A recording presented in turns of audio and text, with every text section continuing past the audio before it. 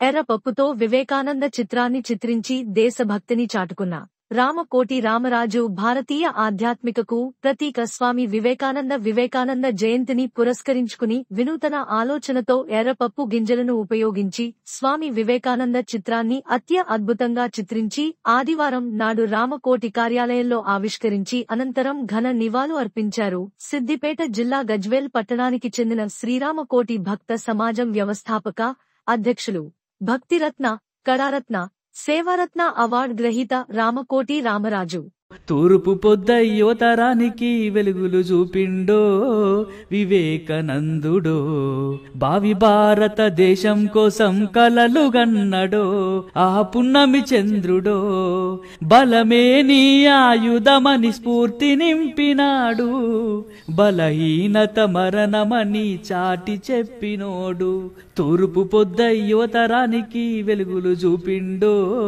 వివేకానందుడో, భావి భారతదేశం కోసం కలలు గన్నడో ఆ పున్నమి చంద్రుడో. మానవత్వ విలువలున్న ఆకాశం ఈ మనిషి, ఆధ్యాత్మిక అవనిలోన ఆత్మజ్యోతి ఈ ఋషి, నిత్య సత్య సూక్తులతో ప్రణవిల్లిన అన్వేషి, ఈ నేలకు ఆనవాలు చేసిన విశేష కృషి. నిప్పుకై నిజాలను చెప్పమన్నడో గొంతు